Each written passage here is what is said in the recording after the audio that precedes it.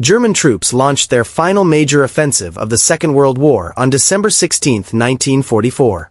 They planned to smash through Allied lines in the Ardennes forest and reach the coast like before.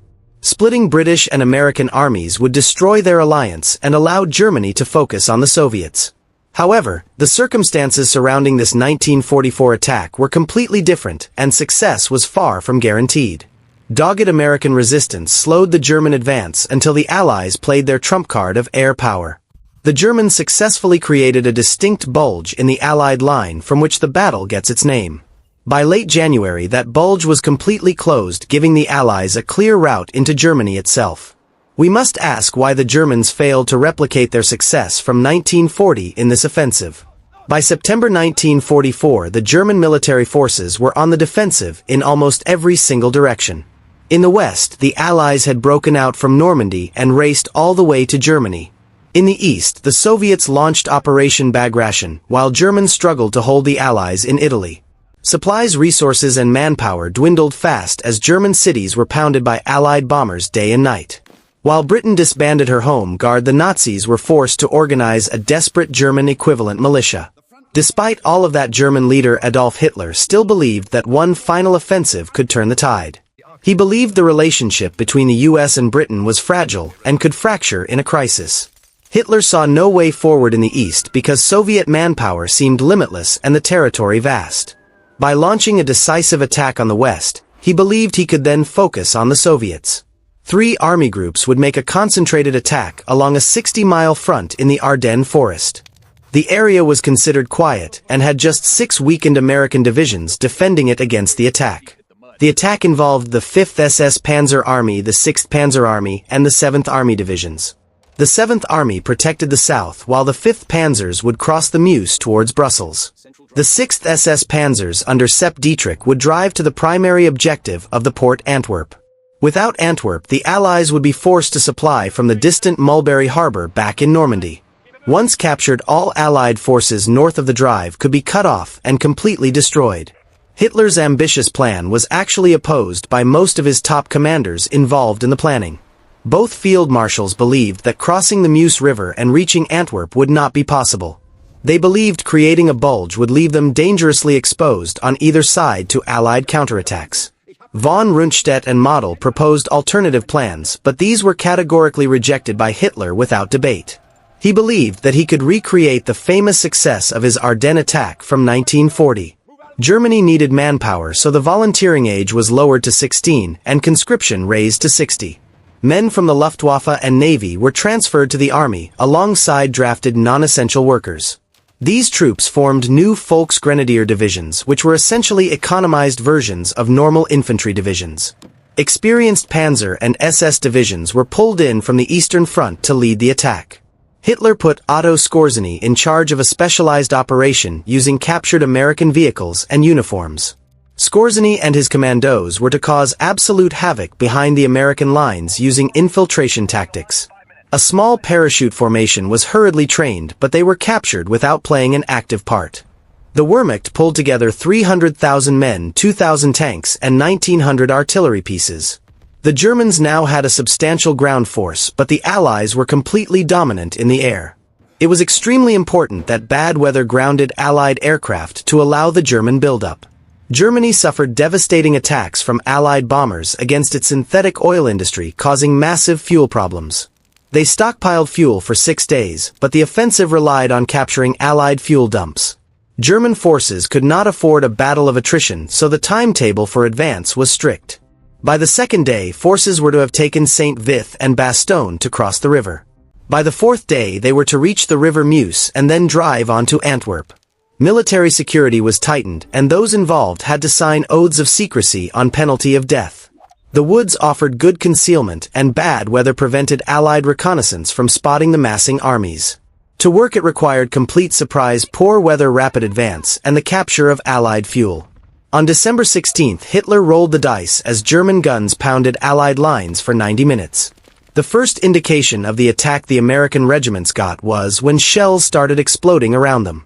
The attack was a complete surprise, and the terrible weather kept Allied aircraft on the ground. In the north, the 6th SS Panzer Army was completely blocked by the 99th Infantry Division. American troops defending St. Vith were able to hold out for 5 days, delaying the timetable. Like St. Vith, the town of Bastogne was another critical part of the German battle plan. The Americans quickly sent the 101st Airborne Division to reinforce the town on the 19th.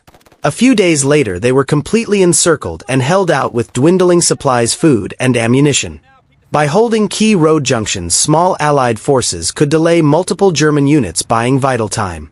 By Christmas Eve there were 500,000 Allied soldiers from different nations reinforcing the Ardennes. General Eisenhower made the controversial decision of giving command of northern troops to Field Marshal Montgomery. The British 30th Corps was moved south to cover the Meuse bridges against the German advance. As reinforcements arrived, the German advance slowed down significantly, falling far behind their strict operational timetable. Worse still for the Germans, fuel was becoming a major problem as their stocks ran dry. Many fuel dumps were evacuated by African American drivers of the Red Ball Express before capture. Traffic jams formed on vital roads, meaning fuel could not be brought up to the front. This was one of the coldest winters on record, with average temperatures around -7 degrees Celsius. The cold affected U.S. ground forces, who did not have adequate winter clothing for the conditions. Lieutenant Ben Rugg was immediately sent into action with his regiment, attacking the town of Burdorf. Rugg was wounded and his helmet was struck by a bullet during the violent winter battle. On the 23rd, the weather conditions finally started to lift, and the Allies brought air superiority. They attacked German tanks and supply routes while dropping much-needed supplies to the men at Bastogne. The first major counterattack was led by General George Patton, who commanded the U.S. Third Army. Patton quickly turned his army northwards, representing a Herculean feat of logistics executed with incredible speed. The Third Army broke the siege on the 26th, turning the offensive into a battle of attrition. In a desperate attempt to regain the initiative, the Germans launched Operation Baseplate to gain air superiority. The Luftwaffe destroyed Allied aircraft but lost over 200 irreplaceable pilots, from which they never recovered. A second offensive, codenamed Nordwind, was launched further south, designed to break through stretched American lines. However, the Americans had anticipated the attack and halted it, inflicting heavy losses on German forces. By the end of January, the Bulge was completely closed and the lines had returned to normal. At the end of the battle, the Germans had taken 100,000 casualties and Allies 75. Unlike the Germans, the Allies could rely on a steady flow of replacements to fill gaps. Tragically, captured soldiers and civilians fell victim to brutal war crimes committed during the chaotic fighting. Specific units committed atrocities, including the tragic execution of African American prisoners captured near Worth.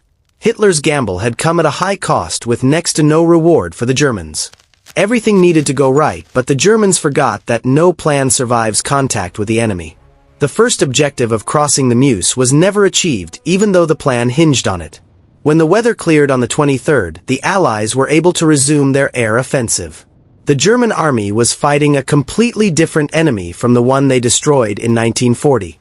The few American units in the area fought with tenacity, slowing up the advance and buying time. This allowed Allied air superiority and mobile armored reserves to mount counterattacks in a decisive way. Germany was pulled into a battle of attrition it could not hope to win in the end. If you wonder if the offensive was doomed, you only need to ask the commanders who organized it. Even if they reached Antwerp, a negotiated peace was unlikely given the massive Allied resources invested. The Battle of the Bulge, with its slim chance of success, was Hitler's final throw of the dice. In the end, it simply shortened the war and ended Germany's ability to resist in the east. When the Soviets launched their winter offensive in January, they swept aside German resistance in mere weeks. 2 months later, the Western Allies would do the same thing, crossing the Rhine into Germany itself. The final desperate gamble had failed, and soon the war in Europe would finally be over.